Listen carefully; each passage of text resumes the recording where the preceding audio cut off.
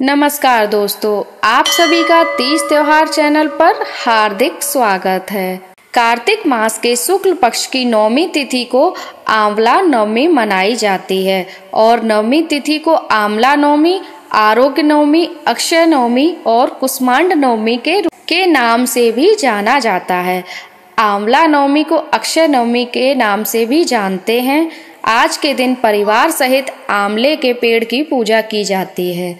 धार्मिक मान्यताओं के अनुसार कार्तिक शुक्ल नवमी तिथि को जो कोई भी आंवले के पेड़ का पूजन परिवार सहित करता है, उसे आरोग्य जीवन और सुख सौभाग्य प्राप्त होता है।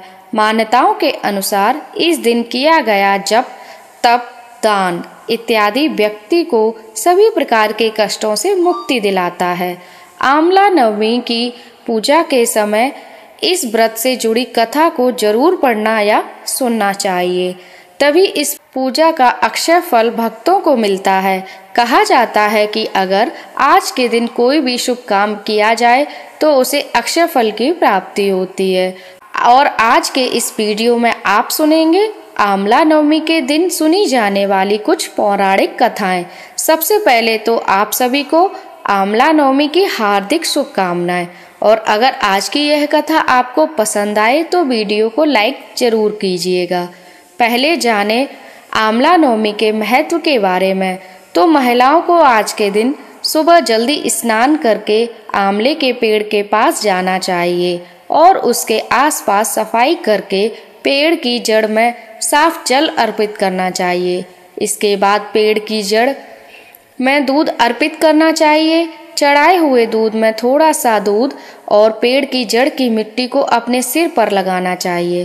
पूजन की सामग्रियों में जैसे धूप, दीप, अक्षत आदि से पेड़ की पूजा करके उसके तने पर कच्चा सूत या मौली 7 बार परिक्रमा करके लपेटी जाती है। कहीं कहीं पर 108 बार भी परिक्रमा करते हैं। पूजन के बाद परिवार और संतान की सुख समृद्धि की कामना करके पेड़ के नीचे बैठकर कथा सुनने के बाद परिवार और मित्रों के साथ भोजन ग्रहण करना चाहिए।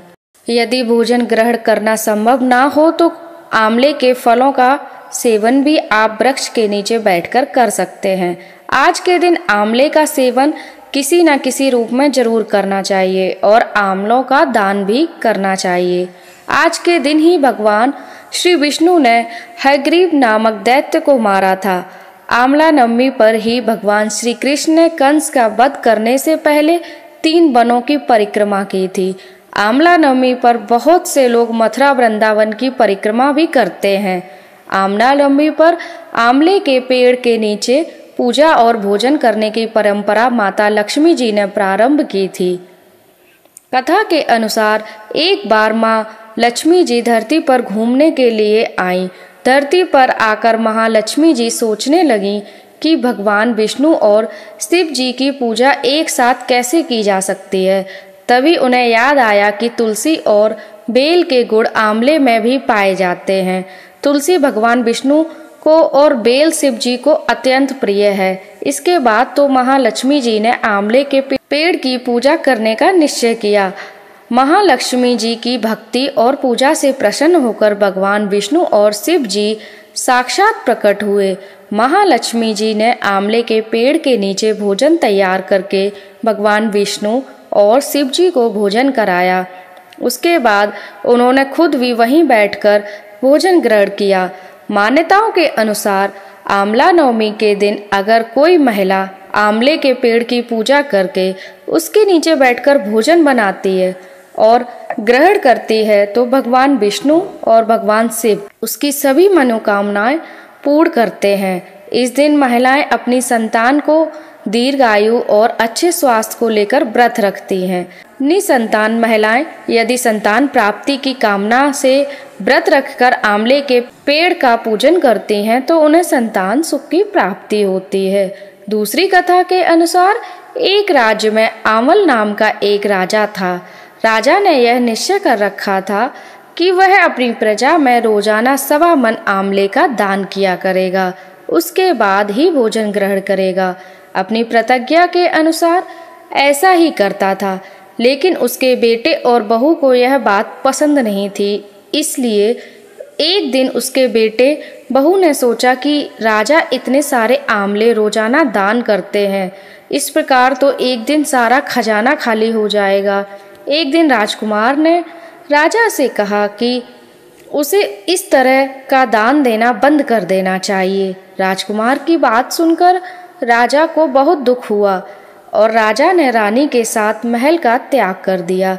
फिर क्या था, राजा आमला दान नहीं कर पाए और अपनी प्रतिज्ञा के अनुसार उन्होंने कुछ भी खाया भी नहीं। जब वह भूखे प्यासे 7 दिन हो गए तब भगवान को उनके ऊपर दया आ गई।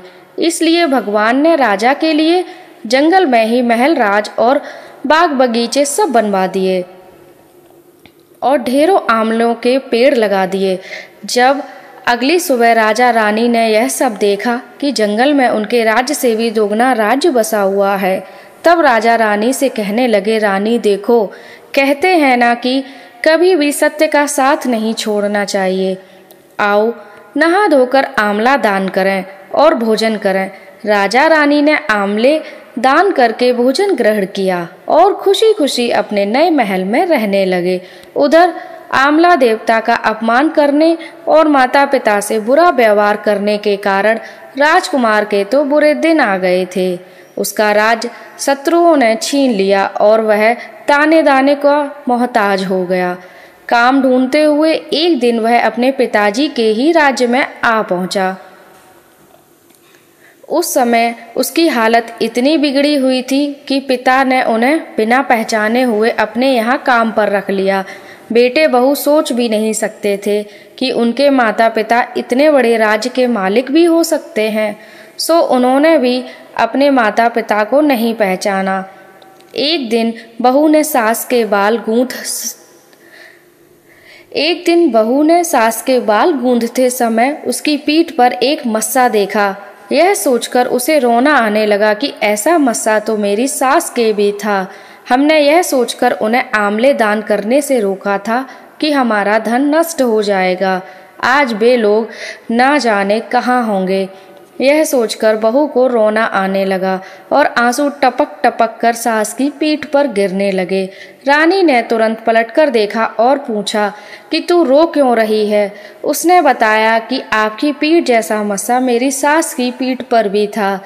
हमने उन्हें आमले दान करने से रोक दिया था, इसलिए वे नाराज होकर घर छोड़कर कहीं चले गए। तब रानी ने उन्हें पहचान लिया, सारा हाल पूछा और अपना हाल भी बताया। अपने बहू बेटे को समझाया कि दान करने से धन कम नहीं होता बल्कि बढ़ता है। तब बेटे बहू भी अब सुख से राजा रानी के साथ रहने लगे और आमलों का दान करने लगे। अब सुनिए आमला नवमी की एक और कथा।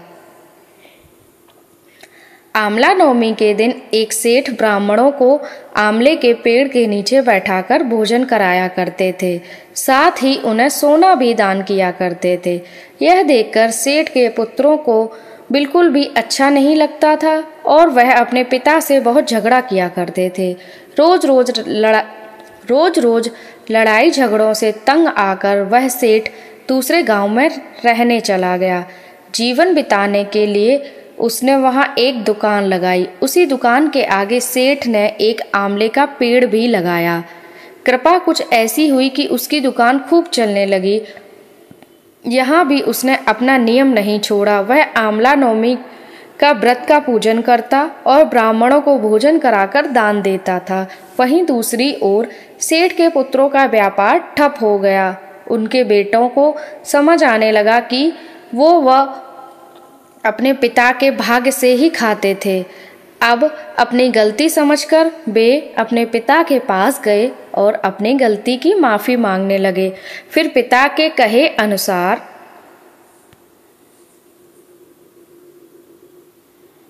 उन्होंने भी आमले के पेड़ की पूजा करनी शुरू कर दी और दान भी करने लगे। इस व्रत के प्रभाव से सेठ के बेटों के घर पहले की तरह खुशहाली आ गई। काशी नगरी में एक ना संतान धर्मात्मा और दानी वैश्य रहता था। एक दिन वैश्य की पत्नी से पड़ोसन कहने लगी कि अगर तुम किसी पराये बच्चे की बलि भैरव बाबा के नाम से चढ़ा दो तो तुम्हें पुत्र प्राप्ति होगी।